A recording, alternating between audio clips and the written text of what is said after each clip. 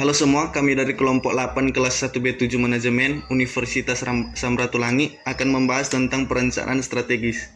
Pada video ini sekedar informasi bahwa ini merupakan tugas dari mata kuliah pengantar manajemen dari dosen Dr. Victor Lengkong, SE MSI. Nah, di sini teman-teman, saya sebagai anggota kelompok 8, nama saya Hizkia Ratak. Saya akan menjelaskan apa saja misi dan berbagai tujuan dalam perencanaan strategis.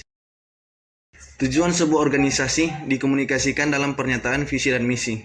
Pengartikulasian visi dan misi yang positif secara berulang-ulang merupakan kunci yang mempersatukan organisasi dan mendorong karyawan untuk tetap bersemangat dan termotivasi dalam melakukan pekerjaannya. Oleh karena itu, peran visi dan misi sangat krusial dalam perusahaan, di mana misi adalah pernyataan yang dibentuk untuk memperjelas kewajiban dan sasaran yang dapat diukur oleh sebuah organisasi. Dan visi memiliki peran untuk mendeskripsikan tujuan atau cita-cita organisasi. Pernyataan visi diperlukan oleh perusahaan karena pernyataan ini memberikan pandangan ke depan yang positif. Nah, teman-teman, pembuatan visi meliputi beberapa elemen penting, antara lain yaitu yang pertama, memprediksi masa depan. Contohnya, memberikan gambaran seperti apa bisnis Anda ke depannya. Ya, yang kedua, keberanian, yaitu melampaui apa yang Anda pikirkan mustahil pada kenyataan saat ini. Yang ketiga itu motivasi, yaitu memperjelas arah organisasi dan mendorong semua orang untuk mencapainya. Yang keempat itu purpose driven, yaitu membuat karyawan merasa mereka bekerja demi tujuan yang lebih besar. Yang kelima itu menginspirasi, yaitu menggunakan kata-kata yang menginspirasi dan menarik. Dan yang keenam itu menekankan kompetensi utama, dibangun berdasarkan kompetensi inti organisasi. Dalam pembuatan misi, hal-hal berikutlah yang harus diperhatikan, yaitu yang pertama, fokus untuk memuaskan konsumen. Contohnya memberitahu siapa konsumennya, apa kebutuhan yang harus dipenuhi, dan bagaimana cara memenuhinya. Yang kedua, berdasarkan kompetensi utama. Perusahaan membangun misi berdasarkan kekuatan internalnya yang superior dan kompetitif, memiliki kapabilitas unik atau sumber daya yang membantu perusahaan bekerja lebih baik dibandingkan perusahaan lainnya. Dan yang ketiga itu motivasi dan menginspirasi komitmen stakeholder. Stakeholder harus merasa pekerjaan dalam perusahaan Anda signifikan, menginspirasi dan berkontribusi bagi kehidupan manusia. Dan yang keempat itu realistis, jangan membuat misi yang terlalu sempit atau terlalu luas. Yang kelima, jelas dan mudah dimengerti. Pernyataan misi harus spesifik, singkat, fokus, dan mudah diingat sehingga Anda mampu memberitahu orang-orang di luar perusahaan dengan singkat dan jelas mengapa perusahaan Anda ada. Pada saat yang sama, pernyataan ini juga harus memberi fokus pada semua kegiatan perusahaan. Terima kasih.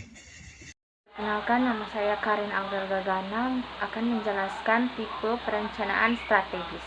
Tipe-tipe perencanaan dibagi menjadi 3 kategori, yaitu yang pertama, berdasarkan tingkatan. A. Rencana induk adalah perencanaan fokus pada kebijakan organisasi yang di dalamnya ada tujuan dalam jangka panjang dan memiliki ruang lingkup yang luas. B. Rencana operasional adalah perencanaan yang berfokus pada pedoman pelaksanaan program yang terdapat dalam sebuah organisasi. C. Rencana harian adalah perencanaan yang memuat aktivitas harian dan sifatnya rutin. Yang kedua, berdasarkan ruang lingkup. A. Rencana strategis adalah perencanaan yang memuat uraian kebijakan dalam jangka panjang dan memiliki waktu pelaksanaan yang lama. Jenis perencanaan yang satu ini sangat sulit diubah. B. Rencana taktis adalah perencanaan yang memuat uraian kebijakan dalam jangka pendek dan pelaksanaannya dapat disesuaikan dengan aktivitas selama masih memiliki yang sama. C. Rencana terintegrasi adalah perencanaan yang memuat penjelasan menyeluruh dan bersifat terpadu. Ketiga, berdasarkan jangka waktu. A. Rencana jangka panjang adalah perencanaan yang berlaku dalam jangka waktu antara 10 hingga 25 tahun. B. Rencana jangka menengah adalah perencanaan yang berlaku dalam jangka waktu antara 5 hingga 7 tahun. C. Rencana jangka pendek adalah perencanaan yang berlaku dalam jangka waktu kurang dari 1 tahun. Dan yang terakhir, proses penetapan perencanaan tujuan adalah suatu hasil akhir, titik akhir atau segala sesuatu yang akan dicapai misi tujuan organisasi.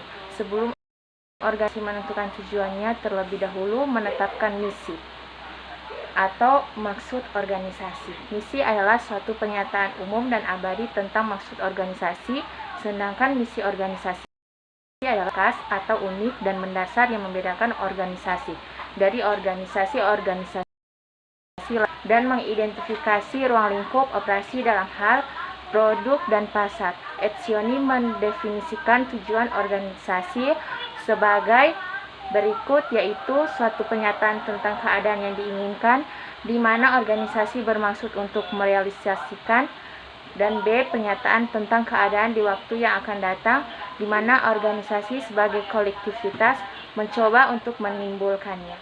Sekian dan terima kasih. Perkenalkan, nama saya Jaya Sasela. Saya akan menjelaskan tentang bidang-bidang tujuan dan pengembangan tujuan. Yang pertama adalah bidang perencanaan. Peran perencana di dalam strategi. Perencana ini adalah sebagai fasilitator proses pengambilan keputusan oleh para pengambilan kebijakan. Menurut Walker tahun 1950, peran terbaik perencana adalah sebagai nasihat kepala pemerintahan. Implikasi perencanaan strategi untuk bidang ilmu perencanaan juga penting.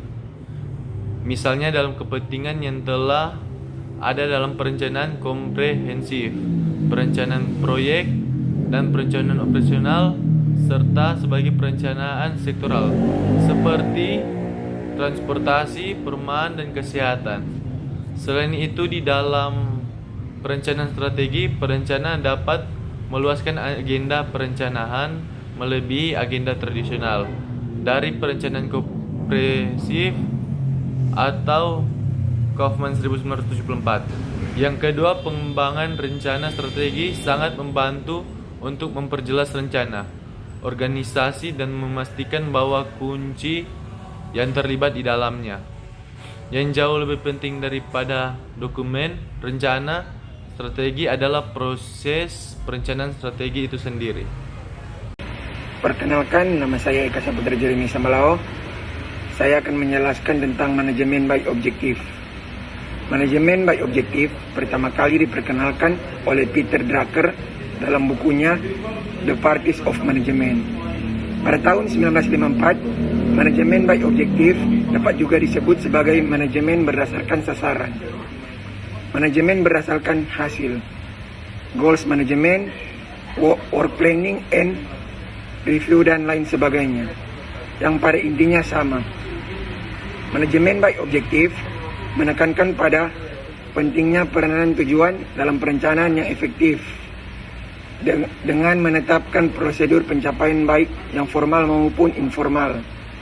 Pertama, dengan menetapkan tujuan yang akan dicapai, dilanjutkan dengan kegiatan yang dilaksanakan sampai selesai, baru diadakan peninjauan kembali atas pekerjaan yang telah dilakukan. Kegiatan MBO singkatan dari manajemen by objektif, yaitu proses partisipasi yang melibatkan bawahan dan para manajer dalam setiap tingkatan organisasi, yang dirumuskan dengan bentuk misi atau sasaran yang tepat diukur, di mana pengguna ukuran ini sebagai pedoman bagi pengoperasian suatu kerja.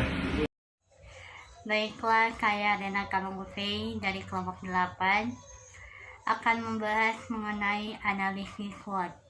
SWOT adalah metode perencanaan strategis yang digunakan untuk mengevaluasi kekuatan, strength, kelemahan bisnis, peluang opportunities, dan ancaman threat.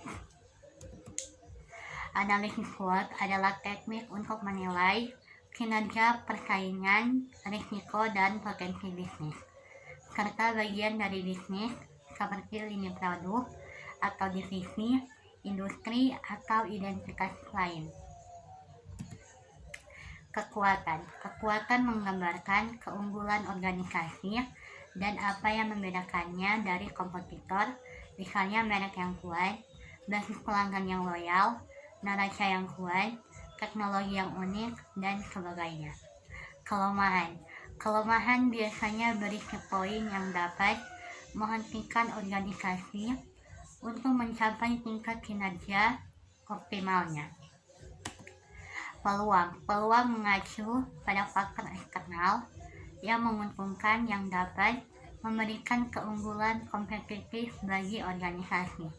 Ancaman mengacu pada faktor-faktor yang berpotensi merugikan perusahaan atau organisasi. Untuk menggunakan analisis SWOT terdapat dua bagian, yaitu internal dan eksternal. Contoh faktor internal termasuk sumber daya, keuangan, dan manusia, aset berwujud dan tidak berwujud, dan efisiensi operasional. Dan pengaruh eksternal seperti kebijakan moneter, perubahan pasar, dan akses ke pemasok adalah kategori yang dapat ditarik untuk membuat daftar di bagian peluang dan kelemahan analisis SWOT. Demikianlah pembahasan dari kelompok kami mengenai perencanaan strategis. Mohon maaf apabila ada kesalahan kata maupun kesalahan dalam pengucapan. Kami kelompok 8 mengucapkan terima kasih.